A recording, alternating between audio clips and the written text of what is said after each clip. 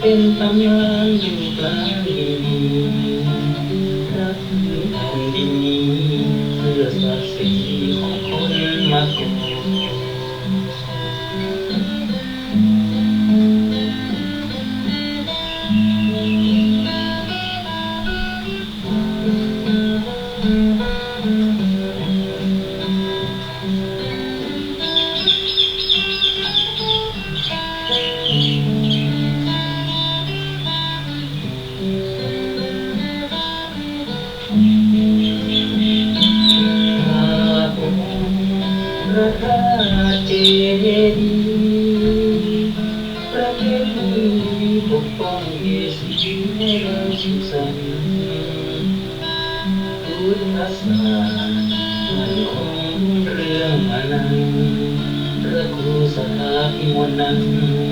สร้างสรรค์ที่นำทำดี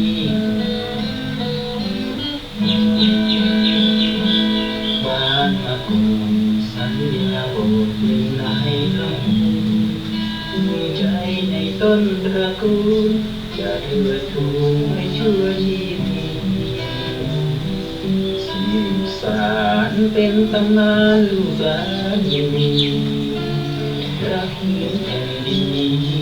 เพื่อศักดิ์ศรีของคนมาก่อน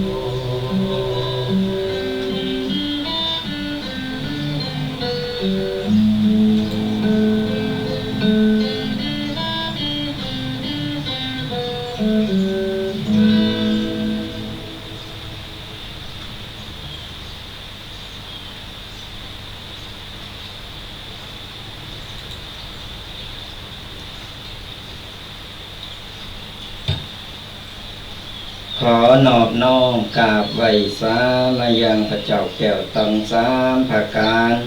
อันมีพระพุทธพระธรรมพระสงฆ์อันเป็นที่เปิงสูงสุดของหมู่เฮาเจ้าพุทธทั้งหลายขอกราบไหว้สามายังพระมหาเถระพระเถระพระสังฆาธิการครูบาอาจารย์จุรูปจุต้นโดยความเคารพยิ่งขอเจริญสุขเจริญธรรมจงบังเกิดมีแด่ตันสาธุชนพุทธบริษัทจุผู้จุคนตีกำลังสดับหับฟังกับรายการธรรมะกำยอง กับตุกเจ้ายองป่าสร้างมากันแล้วเน้อสดาญาติโยมตั้งหลายมาปะมาปบมาอู่มาเอ่ยกันฟังธรรมะสบายสบายสไตล์ตุกปีแดงวัดบักกอกเป็นประจำทุกๆวันเสาร์ตั้งแต่เวลา8 โมงจนถึง10 โมงโดยประมาณสดาญาติโยมอีปออีแม่ตั้งหลาย ต้องขอสุมาอาภัยทุกวันนี้หูซึกจะเสียงแหบแห้งไปหน่อยมาพบปะกัสดาญาติโยมกันเป็นประจำเนอะมาก็เอาก็ได้นำเอาปฏิณกะต่างๆมาอู่มาเอ่ยมาตักมาตายมาเล่าสู่กันฟังเป็นจังไดกันพองวันนี้อากาศครึมห้อนอบห้อนโอมจะตกก็บาตก นี่แหละธรรมชาติสดาญาติโยมนี่พ่ออีแม่ทั้งหลายเป็นธรรมชาติเราก็ทำใจทำใจไปเนาะทำใจสบายไม่ต้องไปเขตไปซีเรตอะไรอย่างก็มันมีการมีงานอะไรอย่างหรือว่ามีเรื่องมีเล่าอะไรอย่างที่เกิดขึ้นในปัจจุบันนี่เราก็ฟังหูไว้หูเราไม่ต้องไปตะนกตื่นอกตกใจตื่นข่าวไปเพราะว่าข่าวบางข่าวมันก็เป็นข่าวปลอมสร้างขึ้นมาเพื่อสร้างสถานการณ์ต่างๆหรือคนตกอกตกใจกันเรื่องของบ้านเมืองเพิ่นก็จะหาวิธีแก้ไขกันเอาเองเอาก็อยู่ตั้งเพจเป็นกำลังใจให้กับพี่น้องลูกหลานของเฮาที่ไปปกป้องที่ไปดูแลตามชายแดนต่างๆเป็นกำลังอกกำลังใจกันไปเฮาก็จะมีหน้าที่อะไรยังก็ทำกันจะไปเป็นกระต่ายตื่นตูมเพราะพอข่าวถึงวันนี้ไปตั้งใดก็มีการโจมตีกันไปโจมตีกันมาบ่หูข่าวแต่ข่าวปลอมบ่หูข่าวอันยังเป็นอันยังมันซับซ้อนมันสร้างสถานการณ์ขึ้นมาก็หลายอย่างเพราะฉะนั้นต้องฟังหูไว้หูและก็บ่ต้องไปตกอกตกใจไปโกหนักโกเกินเหตุมันก็บ่ดีนะโกหนักเป็นว่าโกล่ำมันจังล่มจังตาวเพราะฉะนั้นเอาก็อยู่ฟังสถานการณ์ไปเรื่อยๆแล้วก็มีหน้าที่การงานอย่างเขาก็ก็ทำไปเนี่ยสดาญาติโยมอีปออีแม่ตั้งหลายตอนนี้อายังหลายอย่างก็ถึงบอกว่าตึงวันนับวันเหตุการณ์สถานการณ์กูสิ่งกูอย่างมันเปลี่ยนแปลงไปหมดมันมามีอะไรยังที่จะมาจีรังยังยืนบ้าเตงแบบแต่คนเฮามนุษย์คนเฮาหรือว่าสิ่งมีชีวิตกูอย่างถึงวันเวลามันผ่านไปแต่ผ่านไปมันก็เอาความแก่ความชราเอาอายุของเราเหลือน้อยลงไปติ๊กเพราะฉะนั้นเนี่ยเราจะไปเอาเรื่องอันอย่างที่มันเคที่มันโปรดหูที่มันทำมือเราบัดสบายใจเราก็ไม่ต้องเอามา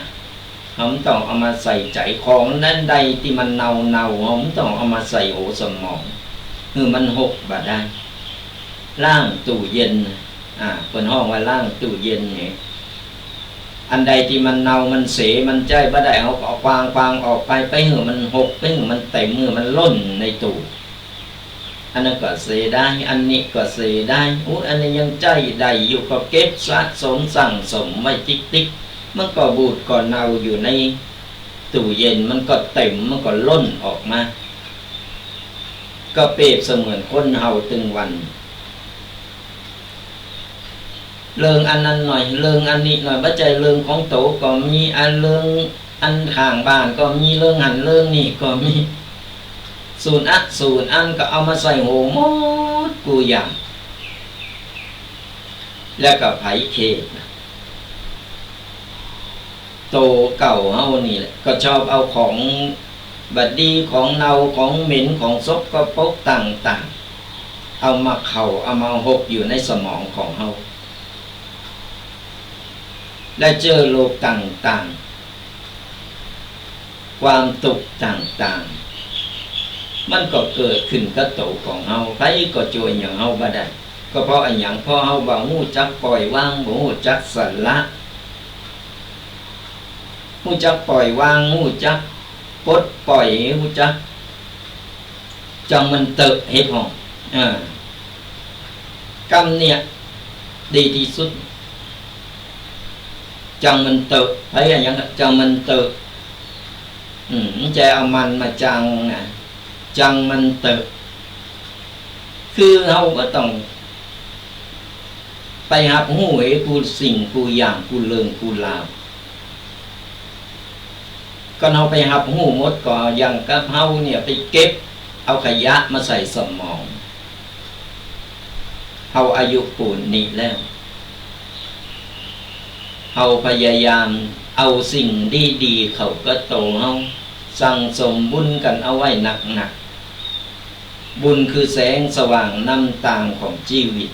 ในการดำเนินชีวิตของเฮาคนใจบอดคนบ่สั่งสมบุญมันก็บ่มีแสงสว่างนำทางในการดำเนินชีวิตก็เหมือนเฮาเตวในต่างติมมืองมๆซามๆไปอันบ่ฮู้ไปจนอันหยังพองไปผิดถูกแต่ก็เฮามันสั่งสมบุญกุศลที่เฮาสร้างทีละเล็กละน้อยสั่งสมเอาไว้อย่างน้อยมันก็เป็นแสงสว่างที่คอยนำทางเฮาจี้ทางเฮาไปในทางที่ดีที่ถูกที่โคนเพราะฉะนั้นเนี่ยสดาญาติโยมอีพ่ออีแม่ตั้งหลายเฮาจงภูมิใจว่าตึงวันเนี่ยเฮาเกิดมาตึงวันแล้วก็มีอายุยืนยาวมาจนป่านนี้ถือว่าเฮาเก่งเฮาต้องให้กำลังใจเฮาถือว่าเฮาเก่งเฮายังผ่านการทดสอบมาโอ้ยบ่ฮู้ร้อยอันปัญญากูสิ่งกูอย่างผ่านมาหมดแล้วเนี่ยคือประสบการณ์ที่เฮาเกิดมาและตอนนี้เฮาก็ใจเวลาในช่วงบรรปลายชีวิตของเฮา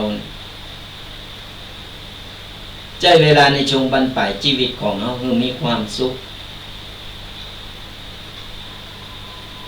กูสิ่งกูอย่างเฮาปล่อยคือลูกคือหลานคือหมู่ที่เพิ่นมีแห่งต่อคือเพิ่นได้ทำคือเพิ่นได้สืบต่อเฮาบ่ต้องไปสนใจบ่ต้องไปโหงไปหาอย่างนั้นบรรปลายชีวิตขอเพียงแต่ว่าเฮานอนหลับเจ้ามาเฮาตื่นขึ้นมากราบหมอเนี่ยถือว่าเฮาโชคดีที่สุดแล้วเฮายังมีโอกาสได้ตื่นมาได้ลืมตาพอโลกแห่งข้างหนึ่งมีโอกาสได้ตื่นมาก็ถือว่าบุญเฮายังมีอยู่บ่ฮู้วันใดที่เฮารับแล้วก็เลยไปเลยอันนั้นก็ถึงว่าเฮาสิ้นอายุไขเฮาหมดบุญของเฮาไปแล้วเนี่ยเฮาจงภูมิใจเตียวผ่านนอนผ่านหนาวผ่านมาหลายๆอย่างถือว่าเฮายังโชคดีประคับประคองชีวิตของเฮามาอายุถึงป่านนี้แสดงว่าเฮายังมีบุญกุศลที่เฮาได้สร้างได้ทำเอาบ่ว่าจะเป็นจากก่อนพังหลังก็ตามหรือว่าจากนี้ก็ตามบุญมันส่งผลทำมือเฮานอนรับสบายมีโอกาสได้ตื่นมามีโอกาสได้มาหายใจอย่างครั้งในแต่ละวันเมื่อเอาพิจารณาอย่างนี้หมดบุญเมื่อใดก็รับไปจะไปเมื่อใดก็ถือว่าเอาหมดบุญของโลกแล้วเอาต้องไปใจบุญใจกรรมแถมภพหนึ่งเนี่ย ก็ฝากเป็นข้อคิดกับศรัทธาญาติโยมอีปออีแม่ปออุ้ยแม่อุ้ยต่างหลายลองมาเนี่ยพินิจพิจารณาพอ ก็เป็นประจำนะจับกับรายการธรรมะกับยองธรรมะกำยองกับตุเจ้ายองป่าสร้างอาตมะภาพพระอาจารย์ประพันธ์หรือว่าทันแดงวัดบักกอกฟังธรรมะสบายสบายสไตล์ตุปีแดงวัดบักกอกเป็นประจำตั้งแต่ทุกๆวันเสาร์ตั้งแต่เวลา8 โมงจนถึง10 โมง2 ชั่วโมงเต็มที่เราจะได้มาอุมาเอ่ยมาตักมาตายกันสะดวกตั้งใดพอตั้งใดหรือฟังตั้งวิทยุพอตั้งเฟซบุ๊กพอตั้งช่อง YouTube หรือกลุ่มไลน์ต่างๆก็กดไลค์กดแชร์กดติดตามกันกดไลค์กดแชร์กดติดตามก็เป็นการสั่งสมบุญเหมือนกันสดาญาติโยมเพราะอะไรอย่างเพราะว่าเราแชร์ธรรมะถึงเราจะว่าจางถึงเราจะบอกจะไปธรรมะเป็นอย่างใดเพื่อจะได้บุญได้กุศลบ่เป็นอย่างสักอีพ่ออีแม่พ่ออุ้ยแม่อุ้ยตั้งหลายไผที่มีโทรศัพท์พอตั้ง Facebook ช่อง YouTube ก็หรือว่ากลุ่มไลน์ต่างๆกดแชร์ไปแล้วจากคนที่เพิ่นบ่ฮู้ที่เพิ่นบ่เคยได้ยินได้ฟังเพิ่นก็จะได้ฮู้ได้ฟังเกิดเพิ่นนำไปปรับใช้ในชีวิตของเพิ่นได้เพิ่นก็หูตาสว่างเฮาก็ได้บุญได้กุศลเหมือนกับเฮาชี้แนะทางธรรมให้เพิ่นเฮาได้บุญได้กุศลก็กดไลค์กดแชร์กดติดตามกันฟังทางวิทยุก็สามารถทำบุญได้เหมือนกันทำบุญอย่างนั้นก็มีลูกมีหลานมีพ่อแม่พี่น้องมีไผก็ตามห้องมานั่งฟังธรรมะมานั่งฟังตุเจ้าพระเนรเปิ้นเอาธรรมะมามาเอ่ยกันสมัยบัดเดียวมาเหมือนก่อนฟังธรรมะแล้วบ่ต้องว่าโอ้ยฟังธรรมะแล้วใครละสมัยบัดเดียวเปิ้นพัฒนาขึ้นมาเลยเปิ้นฟังธรรมะทางออนไลน์ก็ได้ฟังธรรมะจะไปฟังที่วัดก็ได้เอาที่สะดวก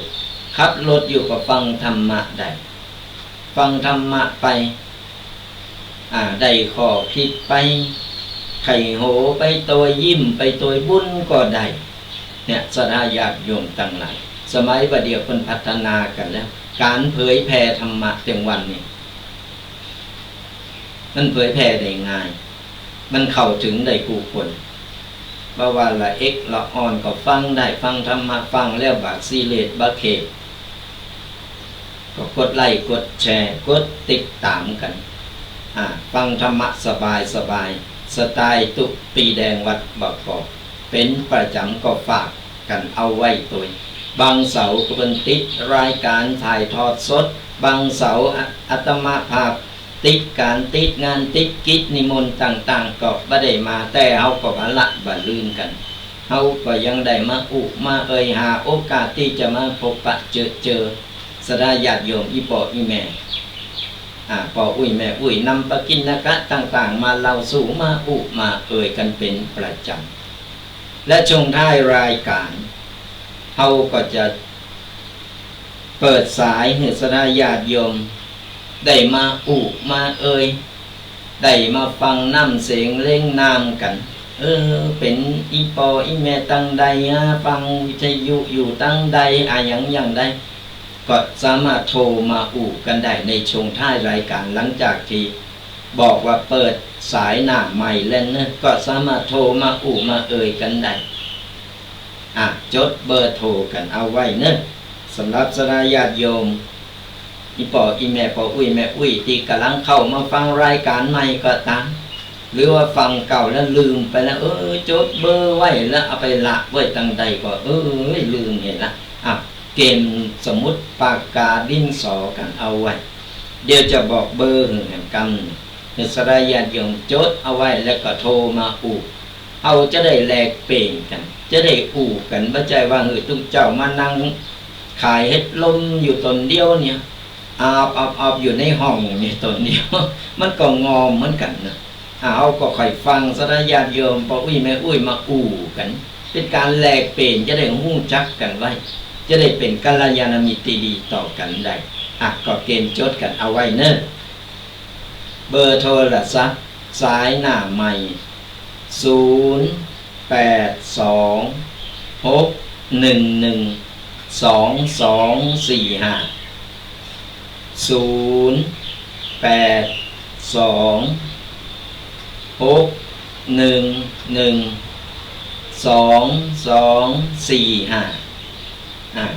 ก็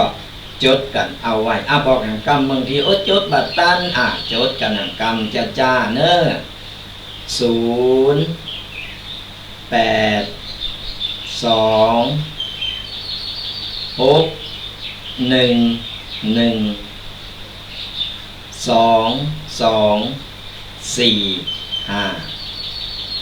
อันนี้เป็นเบอร์โทรศัพท์สายหน้าใหม่ก่อนบอกว่าเปิดสายหน้าใหม่แล้วเน้อไปโทรมานะบ่ใจว่าโทรมาตอนนี้กำลังมันพุดเกิ่งพุดกลางมันไม่ได้อรรถรสในการในการฟัง มันไปคัดจังหวะเพิ่นจดกันเอาไว้บ่ใจว่าตุเจ้ามาใบหวยบ่ใจเน้อไปเข้าใจผิด เดี๋ยวว่าตุเจ้านี่อันหยังมาหือธรรมะแล้วมาใบหวยเบอร์โทรศัพท์นะเบอร์โทรศัพท์ก็ฝากกันเอาไว้กดไลค์กดแชร์กดติดตามแล้วก็เป็นกำลังอกกำลังใจฟังกันไปเรื่อยๆกับรายการธรรมะกำยองเนี่ยแบบบ้านๆน้องๆสไตล์แบบสบายๆเข้าใจง่ายๆฟังธรรมะบ่ไข่รับบางงงบางงงเหงาหักงงเหงาห่าวนอนไปกับสมัครน้ำลายสุมาอภัยกันสรายญาติโยมทั้งหลายอีเป่าอีแม่ทั้งที่กำลังฟังรายการวิทยุอยู่ตอนนี้หรือว่าพอย้อนหลังทาง Facebook ช่อง YouTube หรือกลุ่มไลน์ต่างๆก็ตามเพิ่นว่าตึงวันอันยังมันก็บ่แน่บ้านนอนอันยังมันก็บ่เต็งแต่มันเปลี่ยนแปลงไปได้ในทุกๆวินาทีแล้วเราจะทำอย่างไรวันนี้ก็ได้นำเอาปกิณกะต่างๆเลิกสั่นมาแล้ววันนี้จะเอา7ทักษะในการใช้ชีวิตแบบไผ่ลู่ลมไผ่ลู่ลมภาษาไทยเป็นว่าไผ่ลู่ลมเพิ่นถึงบอกว่า การอยู่ตึงวันใจชีวิตตึงวันเอาปัจจุบันเป็นตีตั้ง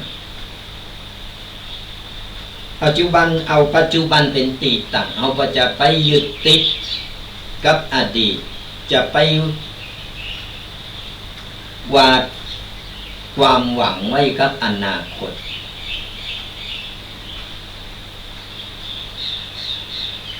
อยู่กับปัจจุบันพระสัมมาสัมพุทธเจ้าเพิ่นในธรรมเพิ่นก็บอกแล้วว่าเอาปัจจุบันเป็นตีตั้งเอาเดินสายกลางปัจจุบันอย่างนั้นก็ยังตึงวันถึงอายุเราจะมาถึงอายุเราจะหนักขึ้นก็ตามเราผ่านโลกผ่านร้อนผ่านหนาวมาจบเท่าใดก็ตามแต่โลกปัจจุบันมันก็เปลี่ยนแปลงไปมันเปลี่ยนแปลงมันหมุนเว้นไปบึดอันหนึ่งเอาโตยพอบัดทันเพิ่นถึงบอกว่าเอาใจชีวิตแบบไผ่ลู่ลมหรือต้นไผ่ที่มัน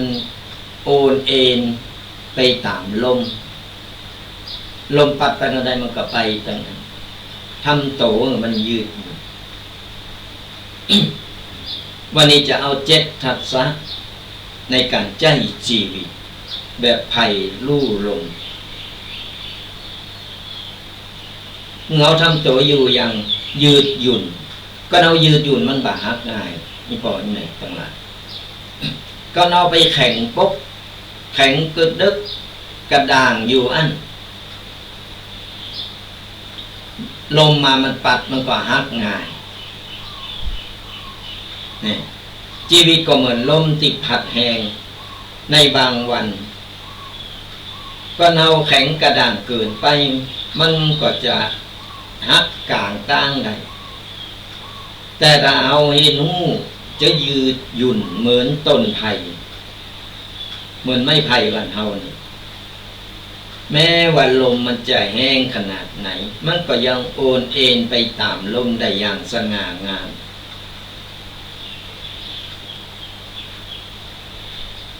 7 ทักษะของคนที่จะใช้ชีวิตแบบไผ่ลู่ลมที่จะช่วยเราอยู่อย่างอยู่เป็นอยู่ดีแล้วก็อยู่รอดนี่ก็เหมือนกับเอาประคับประคองชีวิตของเฮาเนี่ยคืออยู่ยืนยาวไปไม่ต้องไปสนใจอายุสักเท่าใดหมดกรรมเมื่อใดมันจะไปเมื่อใดก็แล้วแต่มันแต่ระหว่างที่เฮาอยู่คือเอาพยายามประคับประคองเอาชีวิตของเฮาเนี่ยคืออยู่เป็นอยู่ดีและก็อยู่รอด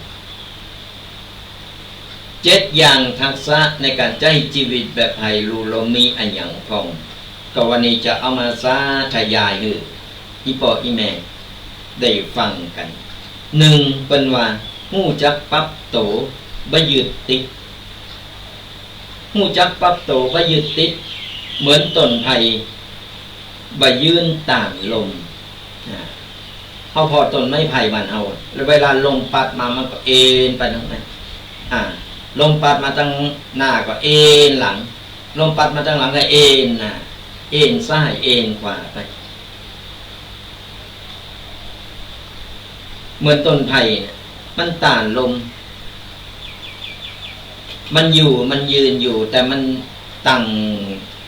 อยู่ต้นของมันลมพัดมาทางใดมันก็ไปทางนั้นมันก็เอ็นไปตามลมของแรงของลมก็เหมือนกับคนเฮาคนกัน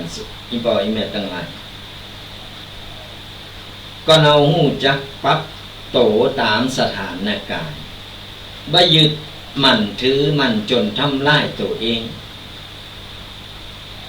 สิ่งที่เป็นบ่ได้ก็คือความเปลี่ยนแปลงนะ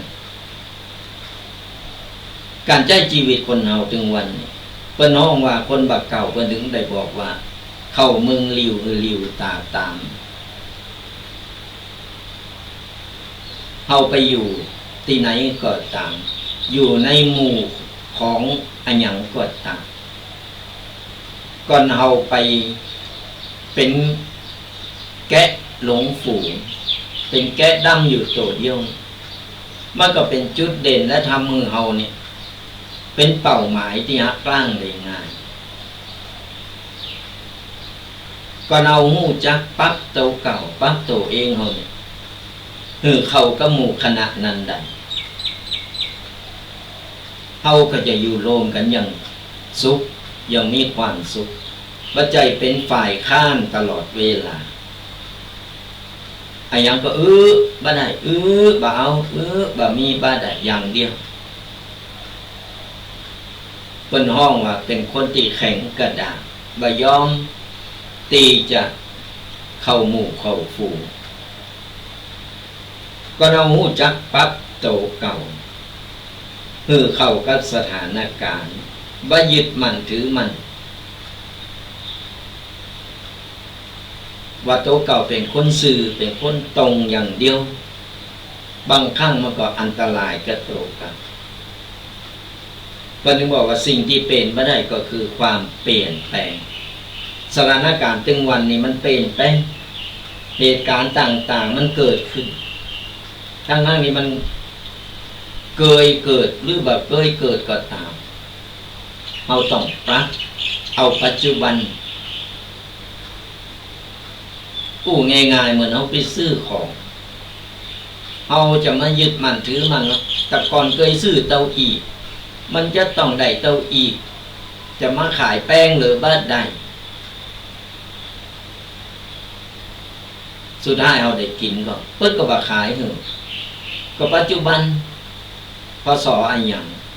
ปัจจุบันของขึ้นราคาแต่เราจะไปยึดมันอยู่ว่าเคยซื้อเตาอีกก็จะซื้อเตาอีกอันนี้เปรียบเทียบให้ฟังมาข้อที่สองฮู้ว่าเมื่อใดควรอ่อนโอนหรือเมื่อใดควรจะมั่นคงความยืดหยุ่นว่าใจเป็นการอ่อนแอแต่เป็นการฮู้จักถอยเพื่อลุกยืดหยุ่นเมื่อถึงเวลาและยืนยัดเมื่อจำเป็นมันต้องฮู้ตันเกมของในแต่ละวันแต่ละอย่าง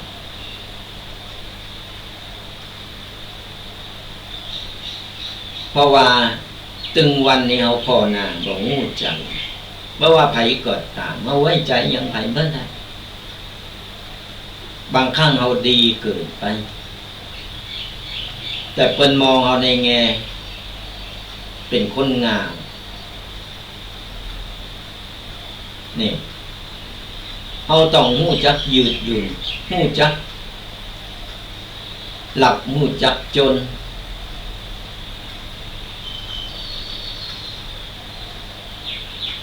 ฮู้กับสถานการณ์แล้วก็เหตุการณ์นั้นๆของแต่ละวัน เราจะปรับอย่างไรเราจะถอยอย่างไรเราจะก้าวอย่างไรในแต่ละวันก็ถึงบอกว่าก็เรามีสติเราจะรู้จักผิดแพงผิดวิกฤตหรือเป็นโอกาสได้เนี่ยก็ถึงบอกว่ารู้จักเวลาไหนคนที่จะอ่อนโยนเมื่อใดเวลาไหนที่คงจะมั่นคงรู้จักหักรู้จักถอยคนเรามันมีไหวพริบอยู่แล้วมีไหวพริบกันผู้คนแต่เอาจะดึงเอาไหวพริบในตัวเขาออกมาใจได้ก่อนมาข้อที่ 3ควบคุมอารมณ์ให้เป็นบ่ปะทะทุกเรื่องลมแรงก็ยังพัดภัยฮือลู่ได้เช่นเดียวกับคนถ้าเอามี GQ ที่ดีเบาไหวเบาหวันไหวเบาหวันไหวกับกำปู่หรือสถานการณ์กระทบใจเพิ่นบอกว่าเฮาเนี่ยควบคุมอารมณ์รู้จักสติแล้วก็สัมปชัญญะมีสติแล้วรู้ตัวอยู่เสมอว่าควบคุมอารมณ์ตัวเองได้ไม่ว่าจะเกิดเหตุการณ์สถานการณ์อะไรอย่างก็ตามก็เปรียบเสมือนไผ่ที่มันลู่ลมนั่นมันมาอย่างไรเขาก็เอ็นไปเอ็นมาเพื่อตั้งหลัก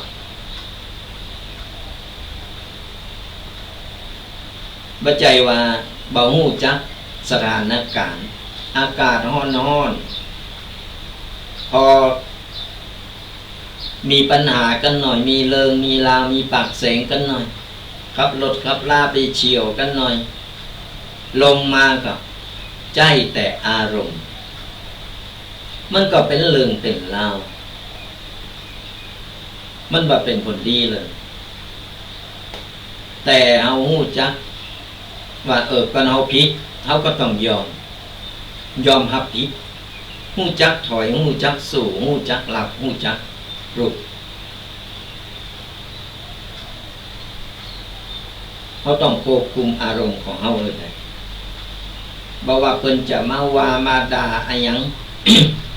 โดยคนนั้นคนนี้มาเล่าให้ฟังโอ้ยคนนั้นน่ะเล่ามาว่าอย่างอันอย่างอี โอ้ได้ยินตาอ่านแล้วเบาหูว่าแต่บัดแต่นะหมุนหันพันแลนอดไปละกันมันว่าอย่างอีกันไปหาเลิงหาลาว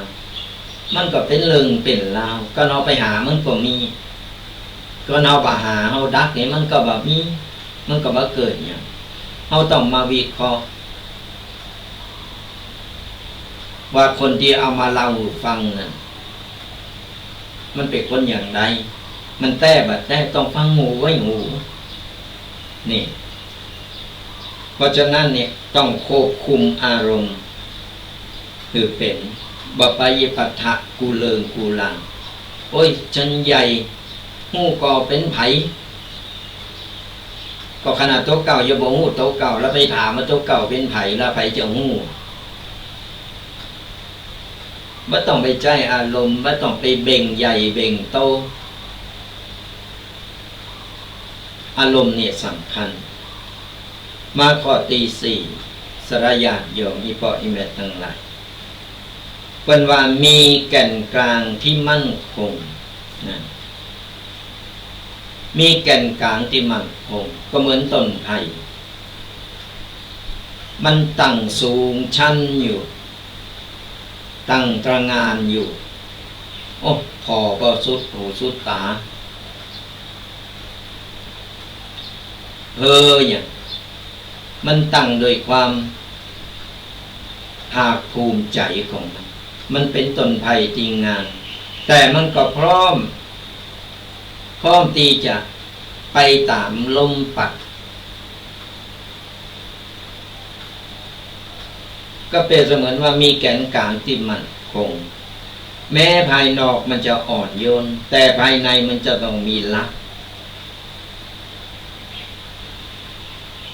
เหมือนที่มีคนเฮาพอตั้งนอกพอผิวเผินพอเป็นคนอ่อนน้อมถ่อมตนเป็นคนที่อ่อนโยนแต่ตั้งในเฮาก็ต้องมีคุณธรรมนี่เป็นจุดยืนก็เป็นเสมือนต้นไผ่ที่มีลำโขงอยู่แต่หากแก้วนี่ลึกและกันแน่นมันถึงว่าล่มงาน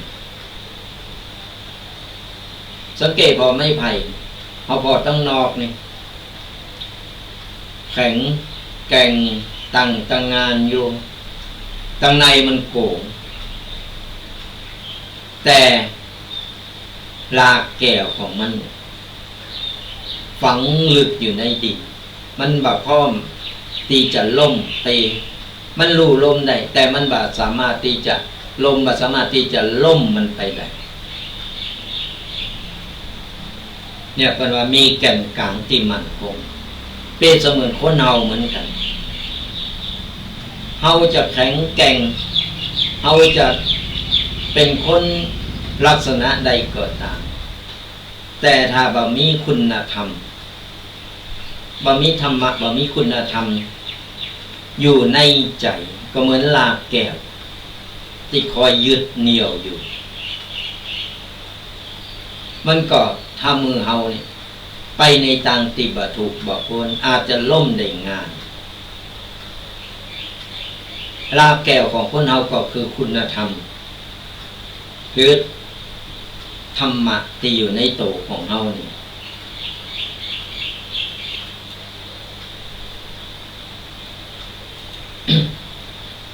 เนี่ยคนเฮาสัตยาโยมทั้งหลายถึงได้บอกว่ามีธรรมะผู้ใดมีธรรมะอยู่ในใจก็คือมีแสงสว่างคอยนำทางชีวิต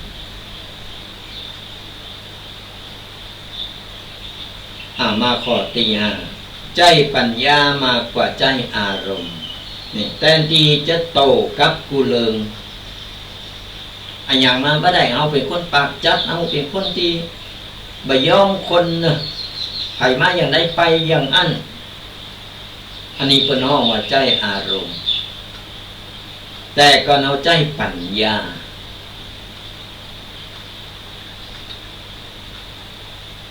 ก็เอาหูจักใจปัญญาลองคิดลองนิ่งลองฟังเขา มันมาอย่างไร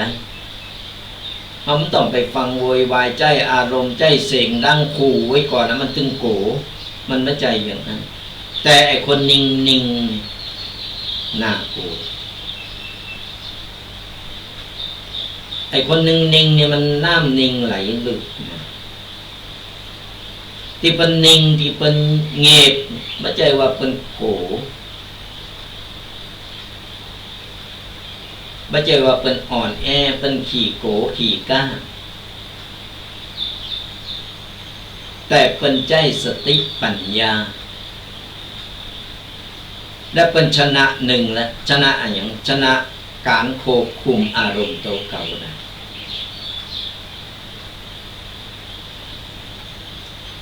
ที่เป็นนิ่งเป็นเงียบ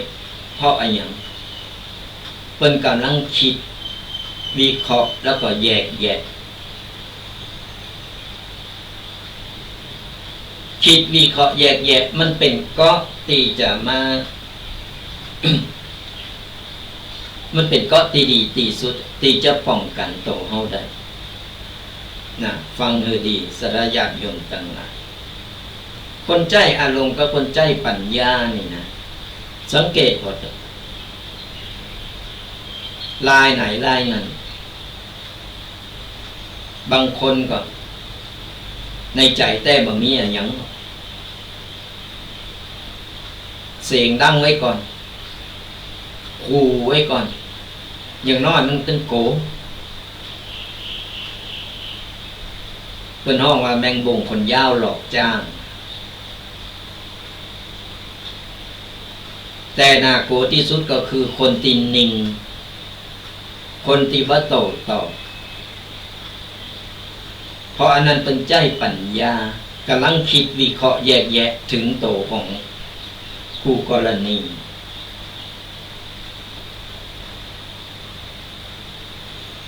แล้วเวลาเป็นตูมาทีเดียวไอคนที่ขู่คนที่ไปตะคอกหรือไปด่าไปว่าเป็นคนนั้นแหละเป็นคนที่แป้ชนิดที่ว่าบันเหลืออะไรอย่างนี่ใจอารมณ์กับใจปัญญาคนละอย่างกันเพราะฉะนั้นเนี่ยการใจปัญญาคือมากกว่าการใจอารมณ์ไปว่าอย่างก็ตามให้เราคิดวิเคราะห์แยกแยะก่อนแล้วปัญญามันจะเกิดขึ้นมาว่ามันเป็นอย่างอี้เป็นอย่างอี้นี่ใจปัญญานี่คือก็ป้องกันที่ดีที่สุดสำหรับการใจชีวิตของคนเราเอามาต่อข้อที่6 หู้จักเลิกสิ่งที่ควรใส่ใจ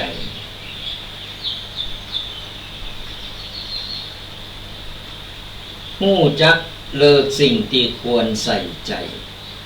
ก็คือเป็นคนแบบไผ่ลูลมนั่นบัดเสพลังไปกับเลิงไล่สารหลักหู้จักปล่อยวางสิ่งที่บัดจำเป็น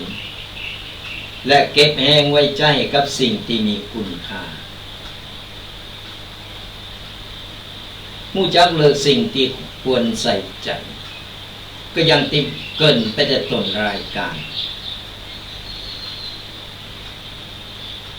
อันยังที่มันบดี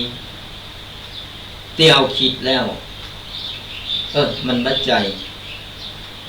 เอาออกไปจากสมองปล่อยวางมันไปอันใดแก้ไขได้เขาแก้ไขอันใดที่มันแก้ไข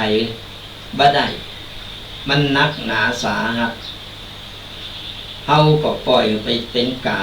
ารเวลามันไปคือการเวลามันแก้ไขเองที่มันเกินกำลังเขา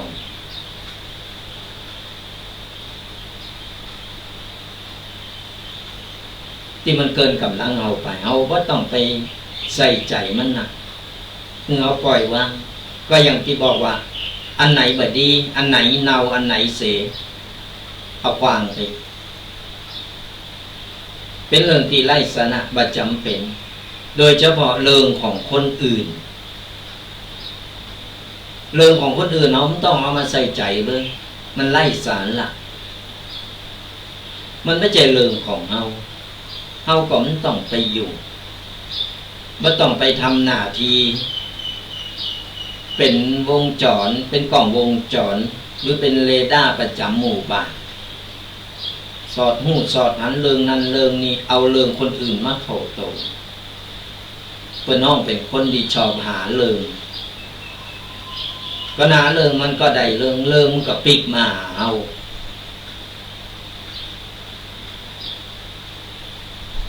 ก็เรื่องแบบนี้เข้ามาก็เข้ามาถึงครอบครัว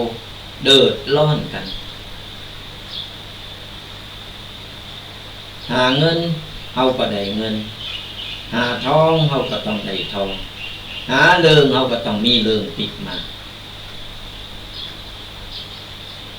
เฮาต้องฮู้จักเลิกสิ่งที่โคนบ่โคนเพราะฉะนั้นฮู้จักปล่อยวางแล้วก็สิ่งใดที่มันบ่ดีบ่ดักเฮาก็ปล่อยบ่ต้องเก็บบ่ต้องเอามาใส่ในสมองคือมันหกกัน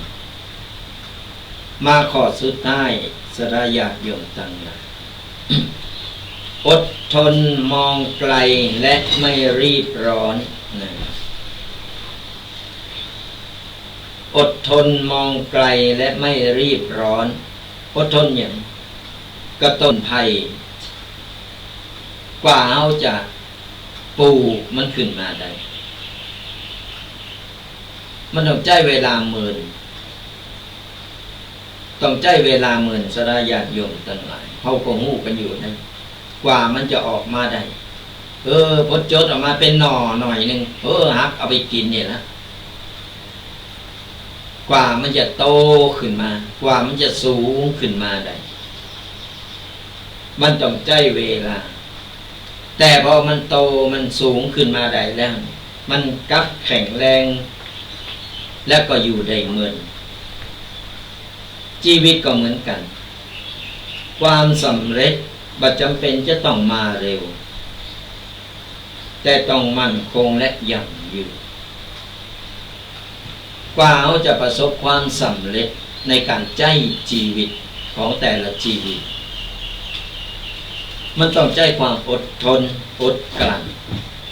ต้องมีวิสัยทัศน์ที่มองไกลมองการไกลได้ไปเรื่อยๆไม่ต้องรีบร้อนไม่ต้องไปก้าวกระโดดขึ้นได้มันสูงเขาต้องการจะขึ้นไปบ้างเขาจะกระโดดขึ้นไปทีเดียวมันก็ไม่ได้คนไผกระโดดขึ้นไปบางครั้งมาก็พลาดบางครั้งมันก็ตกลงมาหล่นลงมาอุบ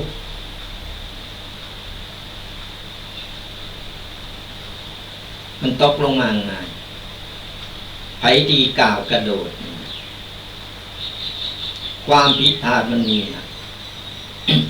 ก็เอาค่อยๆก้าวไปทีละขั้นละขั้นละขั้นถึงมันจะจ้าหน่อยแต่มันก็ถึงเส้นชัย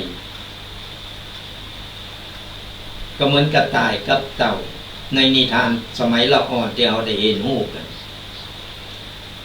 ถึงจะจ้าแต่ค่อยๆเตียวมันก็ถึงเส้นชัยเหมือนกันจะจ้าจะเร็วมันก็ถึงเส้นชัยแต่กระต่ายกระโดดเอาไปถึงก่อนชะล่าใจกระโดดไปกระโดดมาตกพอเอาก้าวกระโดดความผิดพลาดมันเกิดขึ้นเพราะฉะนั้นในเมื่อเรามีเป้าหมายแล้วก็ตามเขาจะทำมาอย่างนี้เป้าหมายเขามีอยู่แล้วพอมีเป้าหมายเรียบร้อยค่อยๆทำไปค่อยๆทำไปเป็นขั้นเป็นตอนจะไปก้าวกระโดดจะไปมักใหญ่ไฟสูงใครใดอันนั้นอันนี้โอ้ย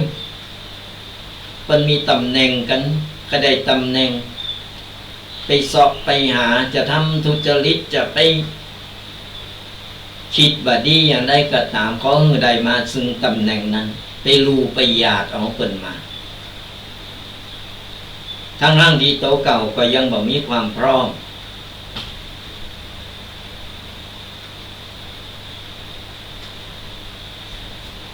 ทั้งที่โตเก่าก็บ่มีความพร้อมแต่ใครใดมาซึ่งตำแหน่งแล้วบ่พอโตเก่าบางคนก็กำลังเริ่มต้นเผลอกำเดียวนึงโอ้ตำแหน่งนั้นว่าตำแหน่งนี้มาบ่ฮู้มาอย่างใดแต่พอแล้วมันแบบเปิ้งแบบคูณแต่เวลาตกลงมามันมาแน่บัดนอนอันนี้เอาบ่ได้นิบแนมบ่ได้ว่าบ่ได้เอาไผมาเล่าสู่มาเล่าฝันนะพูดตามหลักความจริง อย่างครูบาอาจารย์ตุเจ้าพระเนรเหมือนกันถึงวันกำลังโบสถ์บักกี่พรรษาโอ้ยเป็นอันนั้นเป็นอันนี้เสกอันนั้นได้เสกอันนี้ได้มีตำแหน่งใหญ่โตเขาก็บ่เข้าใจเนี่ยสราญาติโยมต่างหลายเพราะฉะนั้นแล้วเขาต้องถือเวลาเขาปลูกมะลำใหญ่ปลูกผลไม้ยังก็ตามเขาก็ต้องมันพ่นดินมันหดน้ำกว่าเขาจะได้เมล็ดกว่าเขาจะได้ผลมันต้องใจเวลาใจความอดทนแต่เอาหูอยู่แล้วว่ามันต้องออกผลมาแน่นอนคือปลูกลำไยก็ได้ลำไยปลูกกล้วยก็ได้กล้วย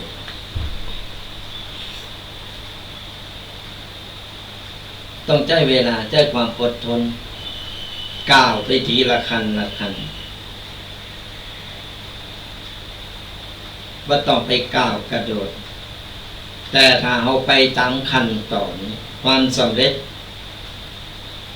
และความมั่นคงมันจะอยู่กับเราเมื่อเราสร้างคุณงามความดีเมื่อเราสร้างคุณงามความดีสราญาติโยมต่างหลายสร้างสมบุญมันมักจะมีมารมาคอยผจญ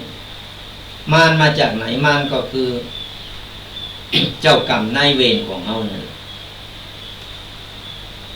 มันคอยมาคัดขวางเพื่อที่ว่าหือเฮาเนี่ยสร้างบุญสร้างกุศลได้นั่นเป็นห้องมารมันจะมาคัดขวางจะมีทำหือเฮาเนี่ยมีเหตุการณ์ต่างๆขึ้นมาแต่เราต้องฝ่าฟันไปหือได้เอาชนะมารนั้นหือได้จะไปทำบุญไปโจรคนข้างบ้านไปโจรคนนั้นคนนี้ไปวันนี้วันพระจะไปใส่บาตรทำบุญมีเวลาวางไปเถอะสวาหากินดีกว่าเสียเวลานั่นก็คือมารอย่าได้บั่นทอนชีวิตบั่นทอนจิตใจของเราทำมือเราท้อคนนั้นก่อนไปคนนี้ก่อนไปดีกว่าก็เอาไปล้มตรงนั้นบุญก็บ่เกิดกับตัวเฮา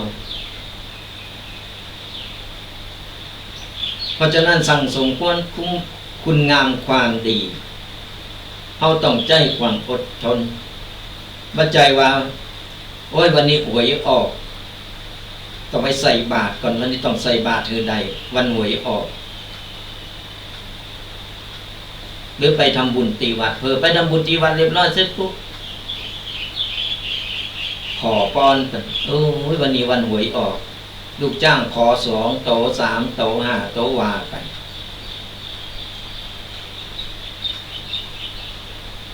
เนี่ยมันเป็นอย่างนี้คนเฮาถึงวัน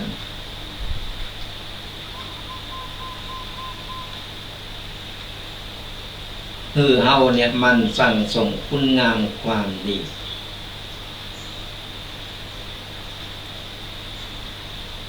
ฝ่าฟันอุปสรรคต่างๆให้ได้ยิ่งการสร้างคุณงามความดีสร้างบุญสร้างกุศลมันก็ยิ่งทำมีมาเนี่ยมาผจญเฮาต้องฝ่าฟันไปให้ได้จะไปก้านมันก็เอาใจตกแล้วไผว่าอย่างใดก็จังไผอะหยังก็จังเฮาต้องไปสนใจกันใจเฮามีศีลมีธรรมนะมันก็เป็นรากแก่นรากเหง้าตี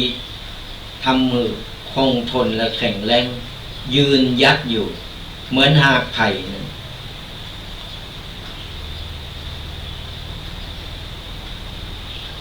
7 ข้อที่ได้นำมาเสนอหรือว่ามามากับศรัทธาญาติโยมในวันนี้ก็เป็นข้อคิดที่พ่อให้แม่ตั้งหลายเอาลองมาคิดลองมาเปรียบเทียบเอาว่ามันก็เป็นอย่างอันแต่เพราะฉะนั้นในยุคปัจจุบันเอาปั๊บโตยืดหยุ่นหรือใดยืนยัดหรือใดยืดหยุ่นก็คือเข้าเมืองริวก็ริวตาโต้ยเขาถึงจะอยู่กับสถานการณ์และก็เหตุการณ์นั้นได้อย่างปัจจุบันบ้านเมืองกำลังเดือดร้อน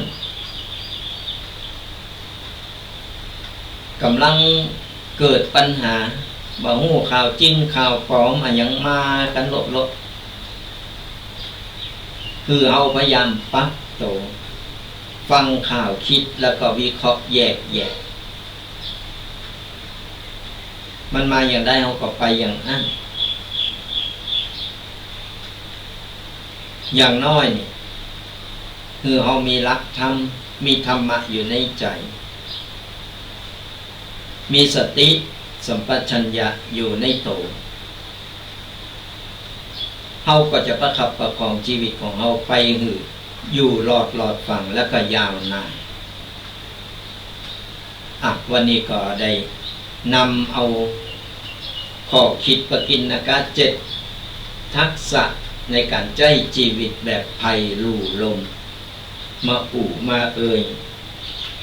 ก็พอหอมปากหอมคออย่างน้อยก็สามารถนำไปปัจจัยในชีวิตประจำวันกันได้ฟังธรรมะใดๆก็ตามก็เอาบัดนำไปปัจจัยตัวเองมันก็บ่เกิดประโยชน์ธรรมะก็คือบ่มีประโยชน์อะไรอย่างขึ้นมาก็เรานำไปปรับใจในชีวิตของเราในแต่ละวันชีวิตเราก็จะดีขึ้นเราก็จะได้หู้ลุกตั้งหนีตีไหลได้นี่ก็นำมาฝากกัน ก็เป็นประจำกันนะศรัทธาญาติโยมทั้งหลายเป็นประจำตีกับรายการธรรมะกำยองวันนี้ได้นำเอาปกิณกะมามา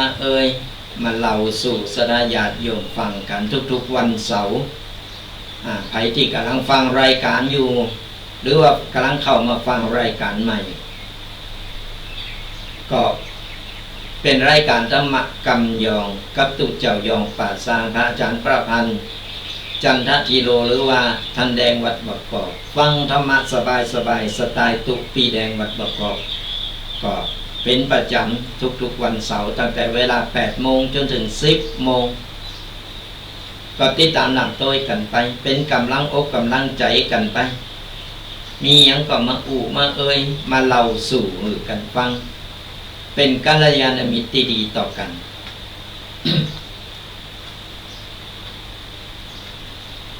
ในช่วงท้ายรายการนี้กึ่งชั่วโมงเดียวเขาจะเปิดสายหน้าใหม่หรือศรัทธาญาติโยมได้มามามาตักมาตายกันฟังอยู่ตั้งใด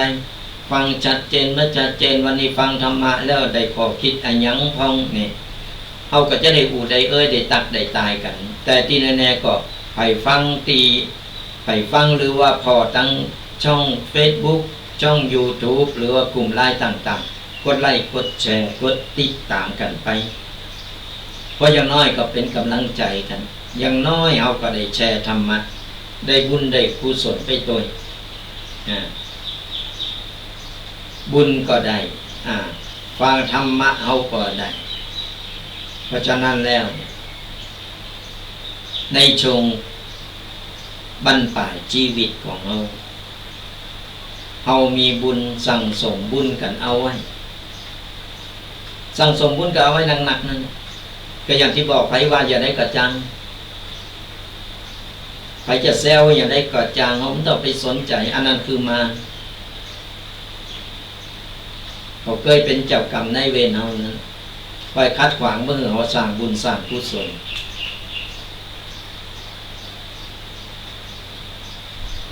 ในเมื่อเรามีความตั้งใจที่จะทำเราทำไปเลย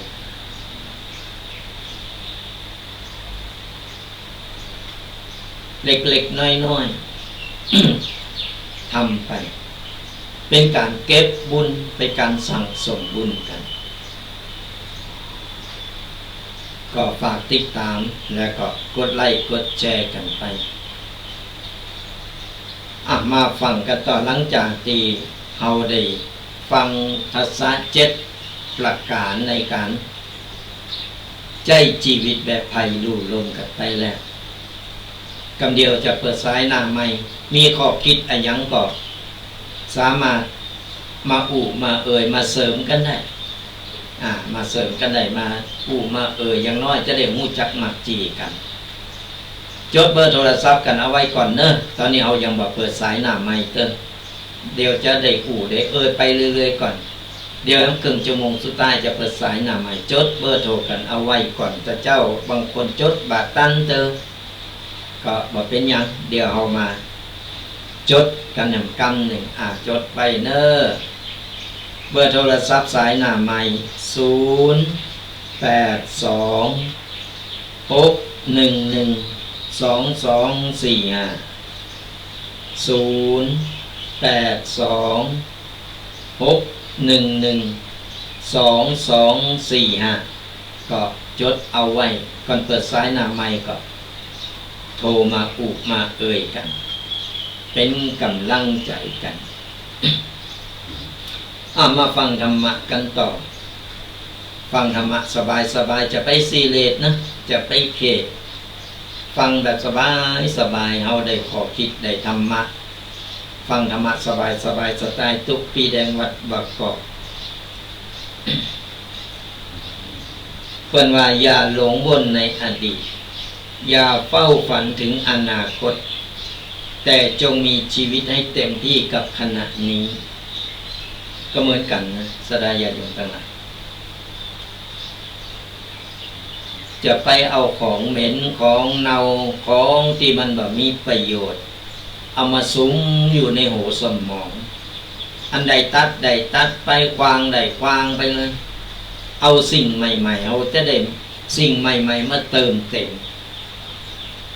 บางคนก็หลงอยู่กับอดีตวนเวียนอยู่กับอดีตถึงอดีตมันจะคืนขมจะดีอย่างใดก็ตามอดีตมันก็คืออดีตมันบ่สามารถที่จะย้อนคืนมาได้อดีตผ่านไปแล้วก็ผ่านไปถือว่าเป็นบทเรียนถือว่าเป็นประสบการณ์ที่ผ่านมาเอาบ่สามารถซื้อคืนมาได้ก็เหมือนเอาใจชีวิตปัจจุบันคนถึงบอกว่าจงใช้ชีวิตได้เต็มที่กับในขณะนี้กับปัจจุบันใจชีวิตของเราในปัจจุบันนี้เราทำอย่างเราอยู่ครอบครัวเรามีครอบครัวเราต้องใจในแต่ละวันเอาใจชีวิตของเรารอดไปในแต่ละวันดีกว่าอยู่ไปวันต่อวันไม่ใช่อยู่ไปวันการใช้ชีวิตถึงวันอยู่ไปวันนี่มันผิดกัน อยู่ไปวันๆก็คืออยู่แบบไร้คุณค่าอยู่แบบบ่มีชีวิตจิตใจอยู่เรื่อยเปื่อยใจชีวิตแบบบ่มีคุณค่าเหมือนกับโต๊ะเก่าบ่มีค่าในโต๊ะเก่าอันนั้นเป็นห้องว่าใจชีวิตไปวันๆอยู่รอวันตายแต่กันเอาใจชีวิตแบบวันต่อวันต่อวันอันนี้เอามีคุณค่ากับตัวเฮาวันนี้เอาดีใจเอามีโอกาสได้ลืมตาอาปากลืมตามาพอโลกได้ลืมตามาได้มีโอกาสได้หายใจในแต่ละวันและในแต่ละวันเรามีโอกาสแล้วเอาใจคุณความหมายใจโอกาสตรงนี้คือมีคุณค่าในแต่ละวันของการใจชีวิตนี่มันแตกต่างกันความฝันในอนาคตมันมีอยู่แล้วของแต่ละคนวาดฝันเอาไว้นั่นคือกำลังใจที่จะทำมือเอาเนี่ยไปสู่เป้าหมายได้ฝ่าฟันอุปสรรคกูสิ่งกูอย่างไปถึงเป้าหมายที่ฝันไว้คือได้แต่จะถึงบ่ถึงมันอยู่ที่ความพยายามความอดทนของเรา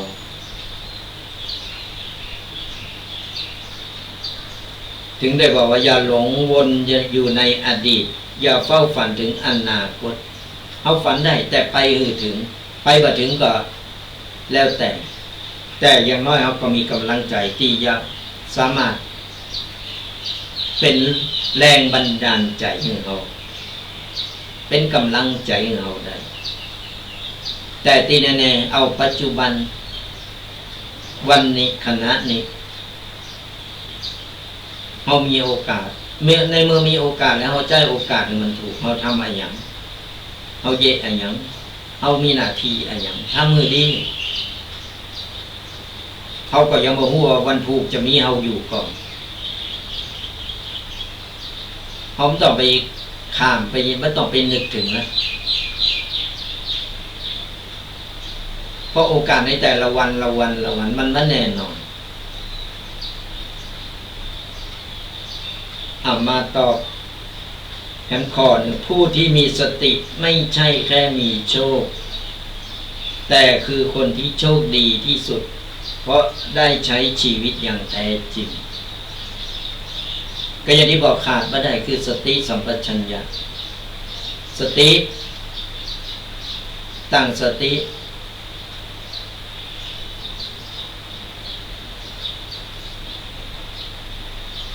ไปเหนือมันสติแตก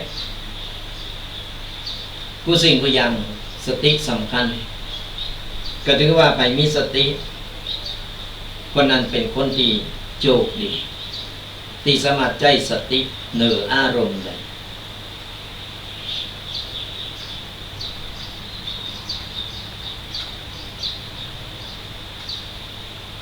เอาระลึกเสมอว่าขณะนี้ตอนนี้เอาทำมาอย่างนี้นั่นคือสติคือความระลึกได้สัมปชัญญะคือความรู้ตัวสองอย่างมาลงกันสติคือทำมือเอาเนี่ยระลึกอยู่เสมอมีโตมีตนบ่าเป็นคนเลินลอย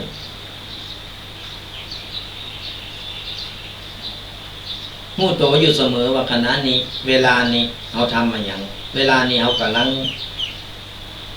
อู้กับไผ่เนี่ยและความผิดพลาดมันจะเกิดขึ้นน้อยที่สุดก็เอาสติแตกเหนืออารมณ์สติแตกมันก็บรรลัยมั้งเหมือนคนกินเหล้าเมายาควบคุมสติไม่ได้สติแตกควบคุมตัวเองไม่ได้บ่หู้โตกับมันก็เกิดเรื่องเกิดราวพอสติกลับมาภัยเดือดร้อน ตัวเฮาเองและก็ครอบครัวที่เดือดร้อนถึงบอกว่าใครมีสติคนนั้นที่เป็นคนที่โชคดีที่สุดสติสัมปชัญญะ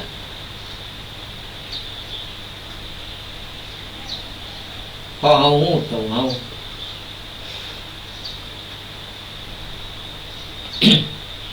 เนี่ยก็เป็นขอบคิดที่นำมาอู่มาเอ่ยในสดาญาติโยมได้ฟังกันอารักษาญาติโยมที่พ่อแม่พ่ออุ้ยแม่อุ้ยทั้งหลาย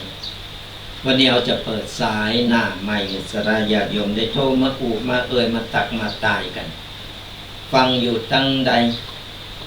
ฟังแล้วชัดเจนว่าชัดเจนวันนี้ได้ฟังธรรมะและได้ขอบคิดอะไรอย่างพองนี่มาเล่าสู่กันฟังโทรกันเข้ามาได้เนอะตอนนี้เราเปิดสายหน้าใหม่สดาญาติโยมได้มาแสดงความคิดหันแล้วก็ได้มาพูดมาเอ่ยเป็นกัลยาณมิตรที่ดีต่อกันได้โทรกันเข้ามาตามเบอร์โทรที่บอกไปจดอย่างกำเนอไปจดบัตรตัน082-611-2245ฟังอยู่ตั้งใดวิทยุหรือว่าฟังตั้งช่อง YouTube Facebook ต่างๆของตั้งสถานีหรือกลุ่มไลน์ต่างๆก็โทรกันเข้ามาโทรมาอุมาเอ่ยมาตักมาตายกันมาแสดงความคิดหันกันFC คนแรกจะเป็นไผจะเป็น FC คนแรกวันนี้ติดฟังรายการอยู่โทรกันเข้ามาระหว่างที่โทรศัพท์รอโทรศัพท์อยู่เขาก็จะอู่จะเอ่ยกันไปเรื่อยๆจนกว่าจะหมดเวลาเนี่ยก็โทรกันเข้ามาวันนี้เอาเปิดสายหน้าไมค์กันแล้วเปิดสายหน้าไมค์สดาได้มาอู่มาเอ่ยกันติดตามหลังต้อยกันไปเลยกับรายการธรรมะกำยองกตุเจ้ายองป่าซังวันนี้ได้มาอู่มาเอ่ยมาตักมาตายนำปกิณณกะต่างๆมาบอกมากล่าวกับสดาญาติโยมกันเป็นประจำทุกๆวันเสาร์ตั้งแต่เวลา 8 โมงจนถึง 10 โมงฟังธรรมะสบายสบายสไตล์ตุกปีแดงก็ได้มาพบปะกันเป็นประจำก่อนบัดติดงานก่อนมีงานต่างใดบางครั้งก็ติดกิจนิมนต์ก็บ่ได้มา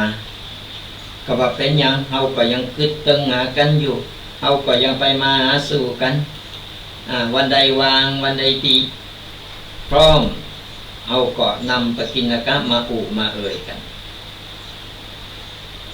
เนี่ยก็โทรกันเข้ามานะไปฟังอยู่ตั้งใดเฮาก็จะได้ฮู้ว่ามีมีคนนั้นคนนี้ฟังอยู่ที่นั่นที่นี่เฮาจะได้ฮู้ว่าบางทีผ่านไปผ่านมาเฮาก็จะได้อู่ได้เอ่ยได้ตักได้ตายกันได้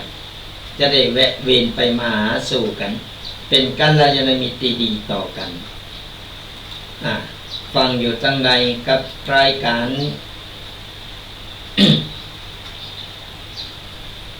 กับรายการธรรมะกำยองของเฮาชัดเจนว่าชัดเจนอากาศเป็นอย่างไรตอนนี้ก็ดูแลกันหน่อยเนอะกับสุขภาพร่างกายตอนนี้ไข้หวัดโควิดต่างๆนี่มันก็ยังระบาดกันนะหลายตีหลายตาไปโทรกันหมดถึงจะเป็นไข้หวัดที่เป็นธรรมดาไปแล้วก็ตามแต่เราก็ต้องระมัดระวังมันเป็นไปแล้วมันลำบากเราต้องมากักตัวเราต้องมาระวังหลายๆอันหลายๆอย่างเนี่ยก็ดูแลสุขภาพกันอาการมันก็เปลี่ยนแปลงเดี๋ยวเดินหน้านี่ก็เป็นการเข้าภาษาแฮมเบอร์ถึงเดินนี่ก็จะเข้าภาษาแฮมแล้วก็เกมเนอร์เกมโตกันเกมเนอร์เกมโตครับบุญใหญ่เอาบุญใหญ่กัน เนี่ยประเพณีดีงามบ้านเฮาเมืองเฮารักษาหีดหอยกันเอาไว้บัดดีเบิ่งบัดดีรำคาญบัดดีไปเบิ่งเรียกว่างานนั้นเรียกว่างานนี้ต่างๆมันเป็นหีดหอยหลายรุ่นมันสืบต่อกันมาเพราะฉะนั้นเฮาก็ต้องทำตามประเพณีทำตามหีดหอยของคนบ้านเฮาเนี่ยก็โทรกันเข้ามาฟังอยู่ตั้งใดวันนี้รายการวิทยุถ่ายทอดหลายๆเครือข่ายและก็ทางช่อง YouTube Facebook กลุ่มไลน์ต่างๆก็กดไลค์กดแชร์กดติดตามกันไปเป็นกำลังใจนี่สำคัญที่สุดนะ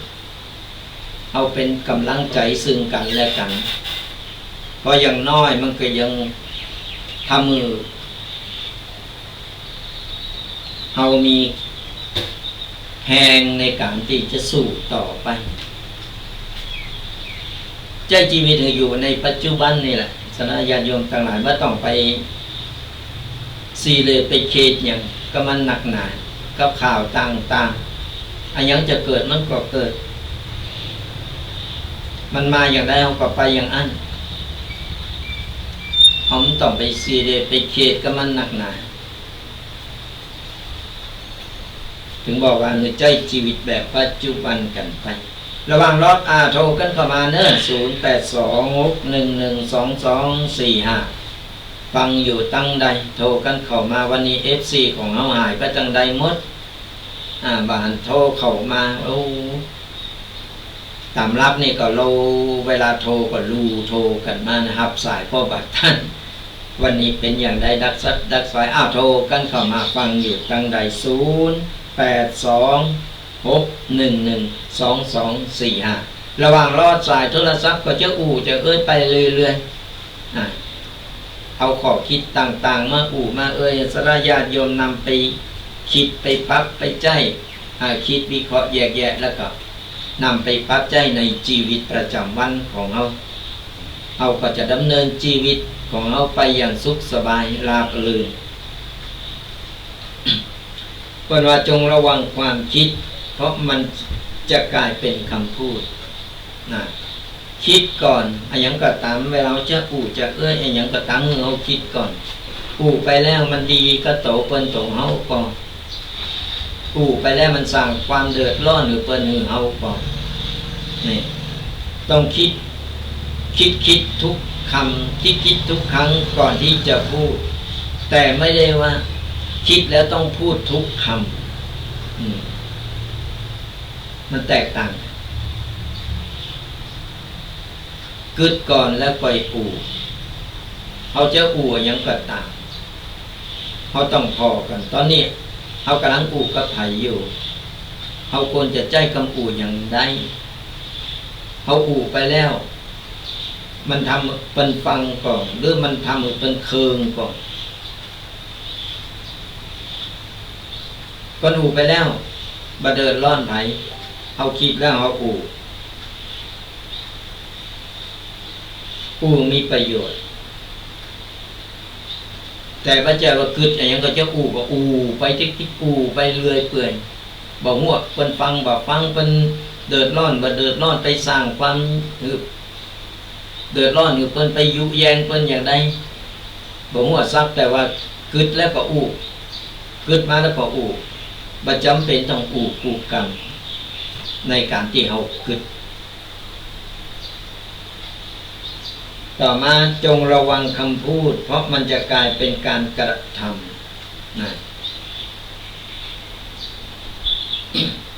เวลาไปแล้วเอาต้องทำไปแล้วทำมือได้ไปแล้วทำไม่ได้ไม่ต้องไป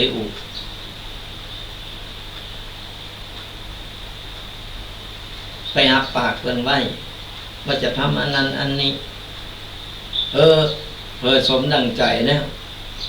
บ่เป็นไปดังที่คำมันก็เสีย รืออูไปแล้วไปยุแยงไปทำให้เพิ่นเดือดร้อนเพิ่นเดือดร้อนขึ้นมาปุ๊บผลที่จะตกลงมาก็ผลที่จะตกมาก็คือตกตีเฮาตกตีคนอูบ่ระวังกำอูแล้วเพิ่นเดือดร้อนไปแล้วเพิ่นเสียหายแล้วทำให้เพิ่นเสียหายเพราะฉะนั้นเนี่ยคิดก่อนแล้วค่อยพูดนะพูดแล้วค่อยทำจงระวังการกระทำเพราะว่ามันจะกลายเป็นนิสัย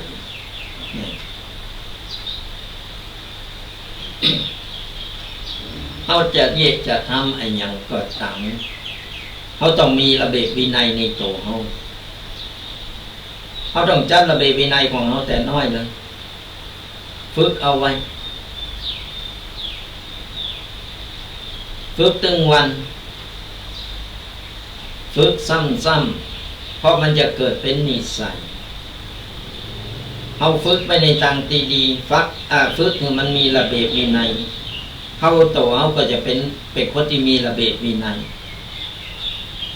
แต่ก็เราบอกฝึก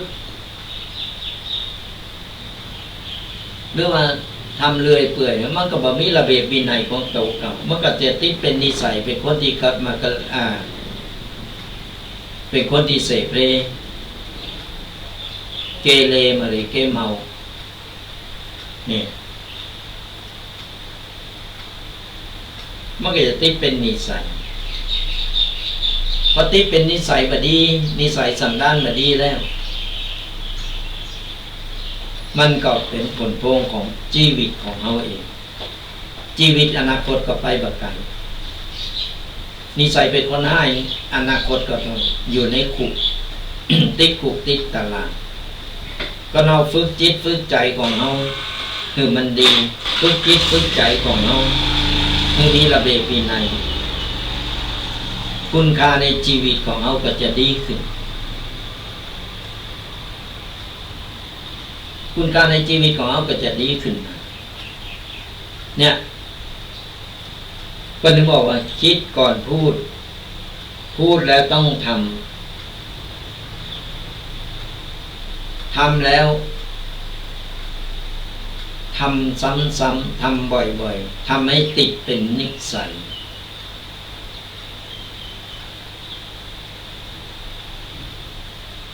ก็เอาทำแบบติดเป็นนิสัยแล้วเอาสามารถที่ปรับตัวแล้วก็กลับเข้าไปสู่สังคมรอบข้างได้กลับเข้าไปสู่สังคมรอบข้างได้เนี่ยศรัทธาญาติโยม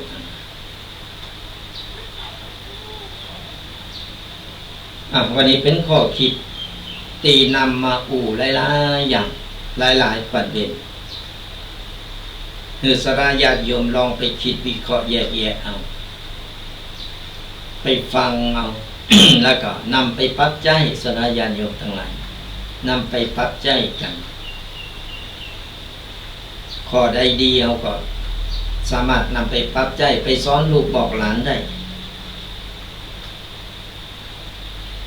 โทรกันเข้ามาฟังอยู่ตั้งใดกับรายการโทรมาอู่มาเอ่ยมาตักมาตายกันได้โทรมาอู่มาเอ่ยมาตักมาตายกันฟังอยู่ตั้งใดจ้าโทรกันเข้ามากับรายการธรรมะกำยองตุเจ้ายองป่าสร้างพระอาจารย์พระพันธ์จันททีโลหรือว่าท่านแดงวัดบักกอกฟังธรรมะสบายสบายสไตล์ตุกปีแดงวันนี้ก็น้อมนำเอายัง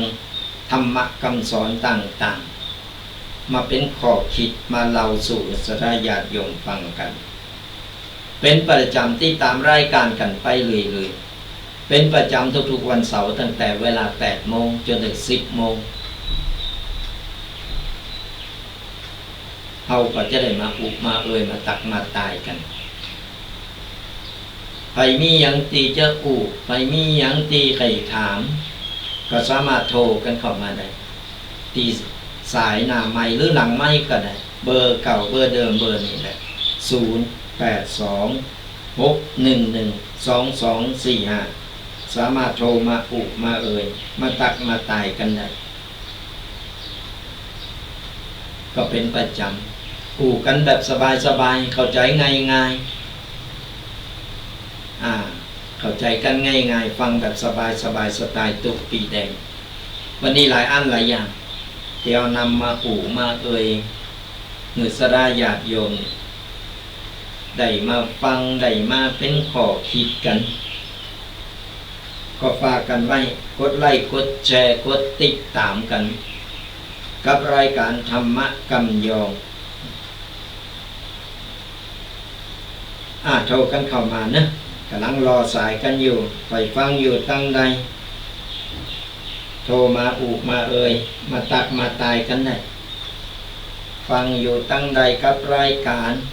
ฟังชัดเจนไม่ชัดเจนหรือฟังทางวิทยุคลื่นต่างๆก็ตามโดยเฉพาะคลื่น104วัดไฟหินและก็คือข่างชัดเจนไม่ชัดเจนบางทีฝนตกบางทีก็อากาศร้อนนี่เอาก็ใครหู้ว่ามันมีข้อปกพร่องอะไรอย่างเราก็จะได้อู่ได้เราก็จะได้ปรับปรุงกันอย่างน้อยเราโทรมาอู่มากันก็เป็นกำลังใจกันไป เป็นกำลังใจก็ติดตามกันไปนะสาญาติโยมทั้งหลายวันนี้โทรศัพท์รู้สึกเงียบทางสถานีเพิ่นติดขัดอะไรอย่างเราก็บ่เข้าใจเพิ่นก็ไม่ได้แจ้งมาเนาะว่าไอ้ติดขัดอะไรอย่างหรือถ่ายทอดไปก็ทางวิทยุแต่ทาง Facebook ของตุปีแดงก็ถ่ายทอดสดอยู่เฮาถ่ายทอดสดที่วัดบางกอกอำเภอป่าซางจังหวัดลำพูนถ้าใครผ่านไปผ่านมาใครมาแอวใครมาแวะเวียนใครมาหาก็สามารถโทรมาได้หรือจะโทรมาบอกลงนะว่าวันนี้วันนี้ท่านแดงอยู่ก็อยู่วัดก็หรือว่าติดงานติดธุระที่ไหนนี่โทรมามามาตักมาตายช่วงนี้ก็ไก่เป็นการเดินหน้านี่มาถึงเดินนะก็จะได้ไปทำบุญใหญ่กันนำครั้งหนึ่งก็คือการต้านเตนแล้วก็เข้าพรรษาวันที่11 กรกฎาคมเนาะ11 กรกฎาคมนี่ก็เป็นวันเข้าพรรษานะสราญาติโยมก็เกมเนิกเกมโตแปลงจิตแปลงใจใสแปลงใจงามคอยรองรับเอาบุญใหญ่บุญหลงกันไปที่มีโครงการไปตานเตนเก่าวัดหรือไปตานเตนที่ไหนก็ตามเอาตีสะดกกันว่าเอาตีสะดกนะมันเป็นบุญไปกุศลทั้งนั้นแหละสราญาติโยมปีนี้ใครจะมาตานเตนที่วัดบางกอกก็สามารถโทรมาบอกลงหน้าได้ที่เบอร์โทรศัพท์0826112245นี่แหละสามารถโทรมาบอกลงหน้าได้เขาก็จะได้เกมเนื้อเกมโตตอนครับคณะสราญาติโยมตั้งแฟนรายการ FC กับFC รายการก็ตามก็สามารถโทรมาบอกลงหน้าได้ว่าวันนั้นวันนี้จะไปตานเตนเก่าวัดเนอจะผ่านไปตั้งนั้นตั้งนี้ก็โทรบอกลงหน้าได้และตีแน่ๆก็คือบดีผาดบดีลืมกับการทำบุญหล่อเต้นพรรษาใกล้ที่ไหนก็สามารถทำได้เขาได้มีโอกาสเขามีโอกาสได้ทำเนี่ยทำไปเติบยิ่งเขาได้หล่อเต้นเองได้ถวายเองได้ไปตานเองโอ้เป็นบุญกุศลมหาศาลได้บุญตึงขึ้นตึงลงเขาได้ทำเองมันปลื้มมันดีอกดีใจมันปลื้มใจได้บุญเต็ม ก็เหมือนเอาใส่บาตรตุเจ้าวันนี้มีใจใครใส่บาตรจะใส่แกงอย่างดีฮะจะทำกับข้าวอย่างดีฮะไปถวายตุเจ้าพระเนรนี่ก็คือบุญเกิดจากใจมันนะก็เราทำยิงเอาประดิษฐ์ประดอยทำปณีทำแบบปานีตเนี่ยทำแบบโอ้ยลำแล้วแบบลำเตอนั่นนะ ก็บุญขั้นที่สองก็เกิดขึ้นเหมือนกันนี่โอ้ยิงเอาไปถวายฮันตุเจ้าเป็นฉันนะโอ้ยฉันนักเนอะวันนี้ท่านลงมือทำเองนะฮันเป็นฉันนะอร่อยอร่อยโอ้ยหัวใจพองโตนั่นนะบุญเกิดจากใจได้บุญเต็มก็เหมือนกันนะการที่เอาไปหล่อเต้นภาษาเป็นมีบุญหล่อเต้นภาษาเป็นตั้งที่ไหนเป็นจักที่ไหนไปเถอะเอาเตนเอาขี่พึ่งเอาอย่างไปเป็นมือมีปูจ้าอยู่เขาก็เอาอันนั้นแหละไปปูจ้าที่หันเซตแล้วก็เอาไปหล่อเต้นเอาไปใส่ในกระทะหรือหม้อที่เป็นต้มแล้วเอากระตักเอาที่เขาได้ทำนั้นเอาไปหล่อเต้นเขาได้แล้วเพื่อหล่อเต้นเรียบร้อยเพิ่นเอาไปถวายวัดหันวัดนี่ตุเจ้าพระเนรเพิ่นเอาไปจุดใจก่อนสวดมนต์โอ้ยเฮาก็ดีใจเฮาได้มีส่วนลงนี่บุญเกิดจากใจเต็มหันนี่เฮาเจอมีความปลื้มปิติเพราะฉะนั้นบัดนี้พลาดบัดนี้ลืมงานบุญใหญ่บุญหลงใกล้ที่ไหนไปทำที่หันเลยบัดเฉพาะเจาะจงว่าต้องไปวัดนั้นจะต้องไปวัดนี้วัดดังวัดบาดดังขอเหื่อใจเขาตกไปทำที่ไหนก็เหมือนกันได้บุญเหมือนกันเต็มเนี่ยก็สามารถนำไปกันได้หรือว่าไปรวมบุญกันได้เสร็จแล้วก็เอาไปถวายเอาไปทานนะก่อนวันเข้าพรรษาตุเจ้าพระเนรเพิ่งก็จะได้เอาไปใจเวลาสวดมนต์จุดเตนหือแสงสว่างส่องธรรมเอาหันแล้วปืนหันแล้วก็ปึงอกปึงใจ ก็อย่างที่บอกว่าไผจะมาตานเตนที่วัดบักกอกมาตุปีแดงหรือว่าจะมาตานเตนก็หลวงปอท่านพระครูศรัทธาพิมลเจ้าคณะอำเภอป่าซางเจ้าอาวาสวัดบักกอกก็เริญพรกันได้ขอเจริญพรมากันไหนแต่ต้องแจ้งลงหน้ามาก่อนเนอะแจ้งลงหน้ากันมาก่อนว่าคณะนั้นคณะนี้จะมาตามเตนใครมาหู้มาหันวัดประกอบเป็นอย่างใดก็บะไก่ไปหู้จักวัดพระบาทตากผ้าพระอารามหลวงนี่ก็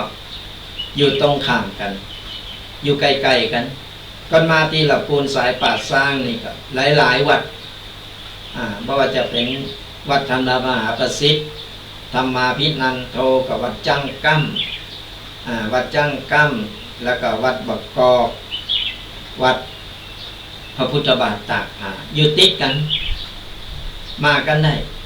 สรายาโยมทั้งหลายมาพอบรรยากาศมาพอความเป็นอยู่ของแต่ละวัดแต่ละวา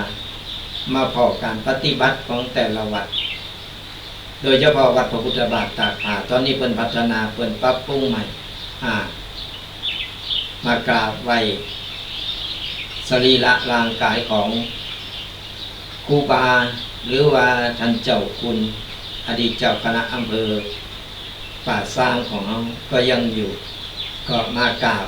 มาไหว้กันได้โดยเฉพาะก็รอยพระบาทหรือว่ารอยตากผ้าของวัดพระพุทธบาทตากผ้าจังหวัดลำพูนของเรามีสถานที่ท่องเที่ยวนักมากมาย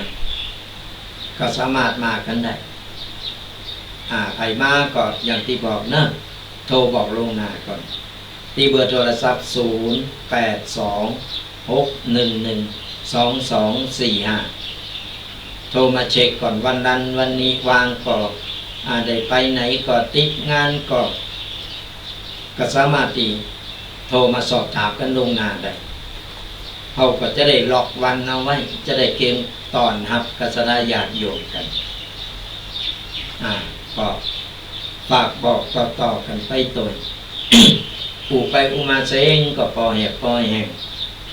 ช่วงนี้อากาศมันเปลี่ยนแปลงอย่างที่ว่านั่นแหละ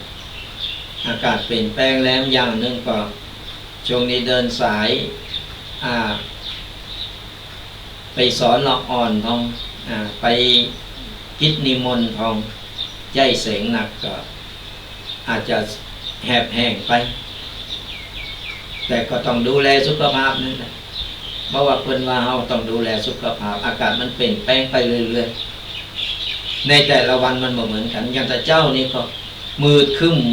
ห้อนอบห้อนโอมก็นึกว่าวันนี้ตกแน่เปิดควายมากก็แดดแผ่แหล่มานะ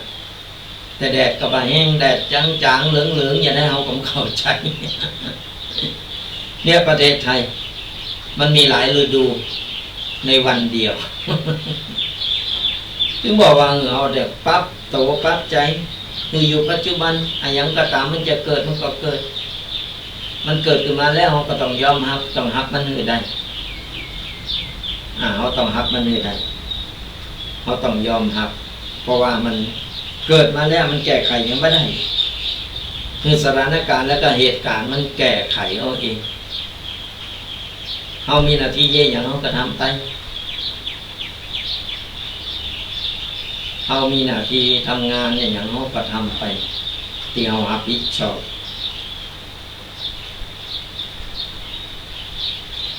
ในเมื่อเราทำแล้ว เพื่อความอยู่รอดของเราสรญาติโยมทั้งหลายเราทำหน้าที่ของเราให้ดีที่สุดก็พอแล้วอย่างอื่นเราไม่ต้องไปสนใจไม่ต้องไปยุ่งไปยังหน้าที่ไผหน้าที่มันหน้าที่ของเพิ่นก่อนหน้าที่ดูแลรักษาหน้าที่ของทหารก็ดูแลรักษาเพิ่นหน้าที่ของทั้งรัฐบาลเพื่อก็รับผิดชอบเพิ่นเองหน้าที่ของเราประชาชนธรรมดาสามัญต้องหาเจ้ากินคำหาคำกินเจ้าเราก็ต้องทำตามหน้าที่ของเราเหมือนกันปั๊บโตเก่าอยู่ในปัจจุบันอย่างที่ได้ได้เกินเอาไว้แต่ต้นรายการนะเจ็ดทักษะในการใจชีวิตดำเนินชีวิตเขาก็นำไปปรับใจเอาฟังแล้วก็แกะก้อนใกล้เอาข้อนี้ดีเนาะข้อนี้บ่ดีเนาะเขาก็คิดพิจารณาแล้วนำไปปรับใจในชีวิตของเขานำธรรมคำสอนของพระสัมมาสัมพุทธเจ้าเป็นนำธรรมคำสอนที่อมตะและสามารถนำไปปรับใจได้นำไปปรับใจในการดำเนินชีวิตในแต่ละวันของเขาได้ธรรมะคือแสงสว่าง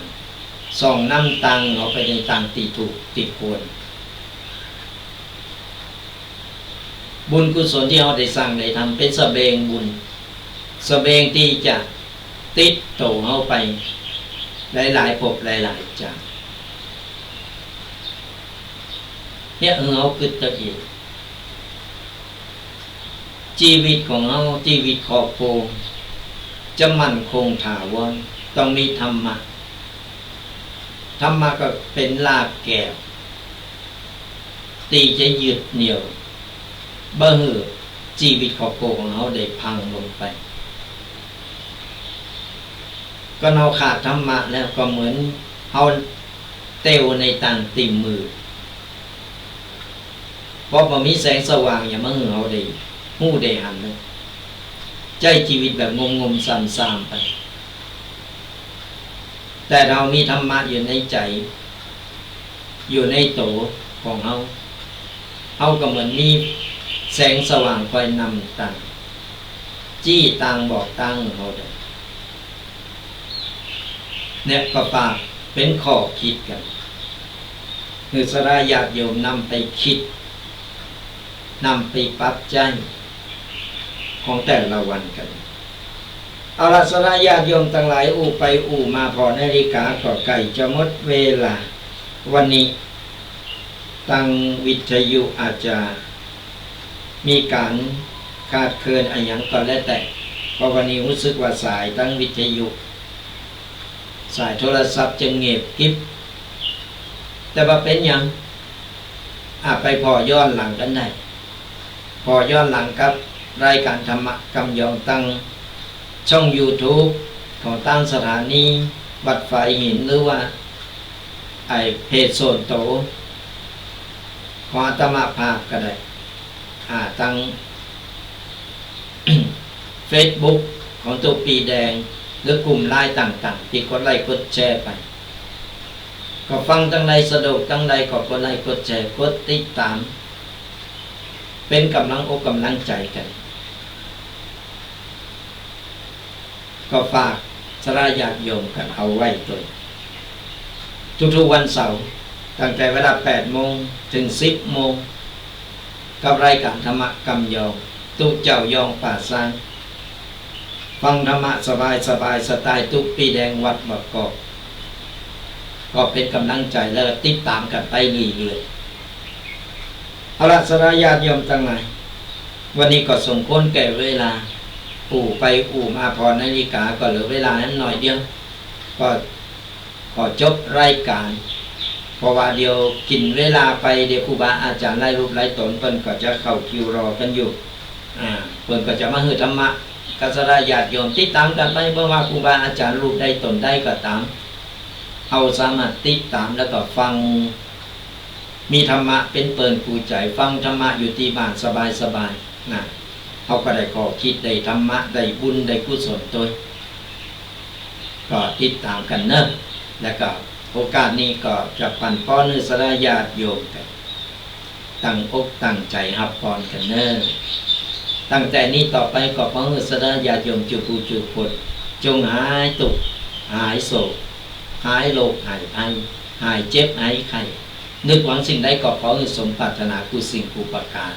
เงินทองไหลมาเทมาอย่าได้ขาดสายขอเงินต่อเงินต่อเงินต่อเงิน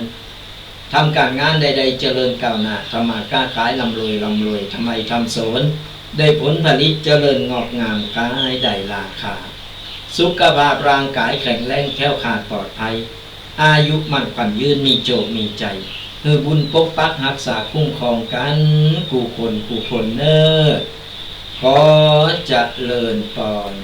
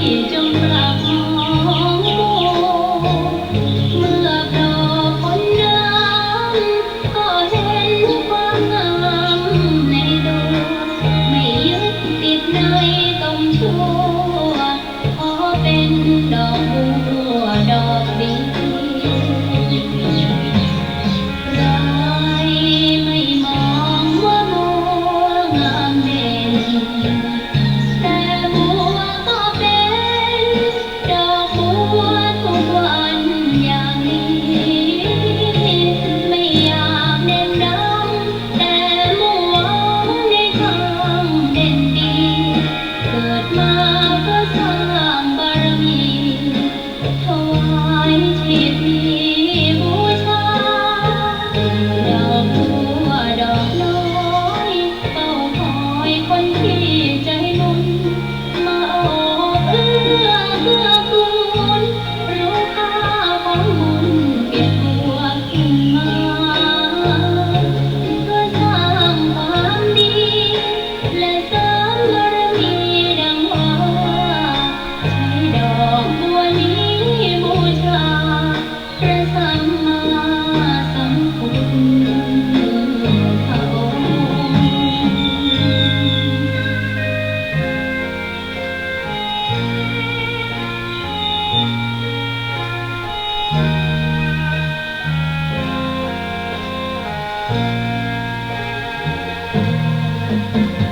ใครไม่มองว่าบั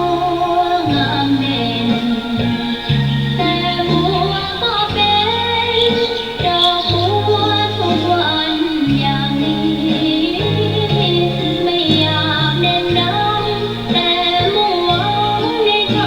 งเด่นดีเกิดมาเพื่อสร้างบารมีถวายชีพนี้บูชา ดอกบัวดอกน้อยเฝ้าคอยคนที่ใจบุญมาโอบเอื้อกูลรู้ค่าของบุญเก็บบัวขึ้นมา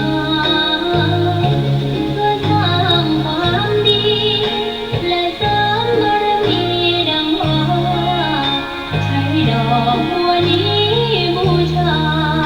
พระสัมมาสัมพุทธองค์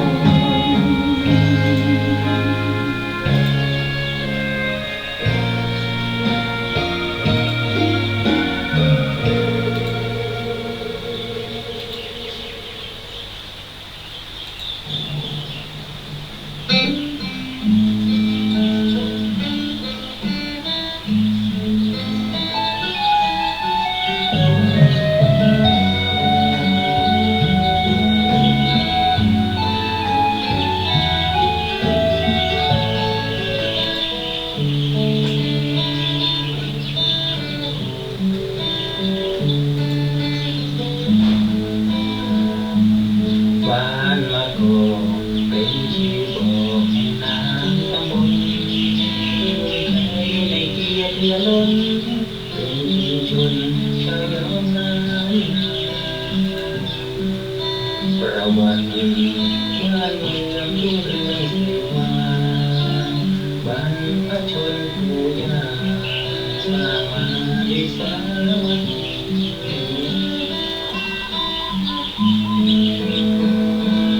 ตำนานบอกบ้านมะกอกสร้างแต่โบราณพญามหาเขาเป็นคำประสานสร้างหมู่บ้านด้วยความยิ่งใหญ่ผู้สิ่งเข้าตาร่วมมิตรไมตรีสร้างมะกอกแห่งนี้จึงได้มีมาถึงทุกวัน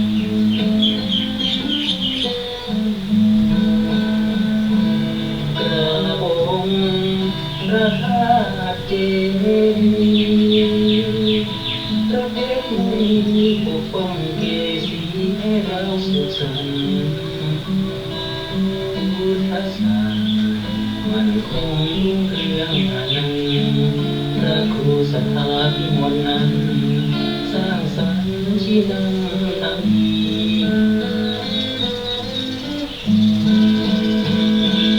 บ้านมะกอกสัญญาบอกอยู่ในน้ำใจในต้นตระกูลจะเอื้อทูลให้ชั่วชีวิตสืบสานเป็นตำนานลูกหลานยินดี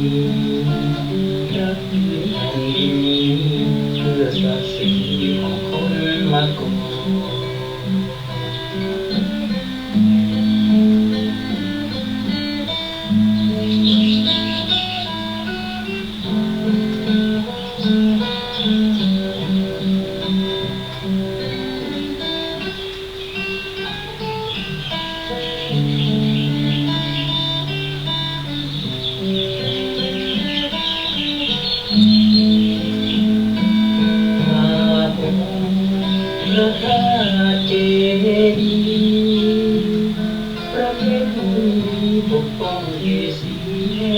สืบสานพุทธศาสนามันคงเรื่องอนันต์พระครูสถาพิมลนั้นสร้างสรรค์ที่นำทางดี